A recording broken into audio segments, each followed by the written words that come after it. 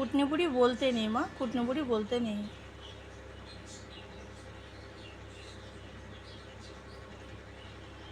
হুক্কা হুয়া ম্যাও কি করে ডাকে? ম্যাও মিয়াও বলো। আমি বলছি দেখো, মিয়াও। তুমি বলো। আমি বলবো, তুমি কি? আমি বলবো আর তুমি কি করবে? তুমি শুনবে? আগে তো সব বলতে পারতিস। বলো হুক্কা হুয়া, বলো হুক্কা হু। শিয়াল কি করে ডাকে? শিয়াল,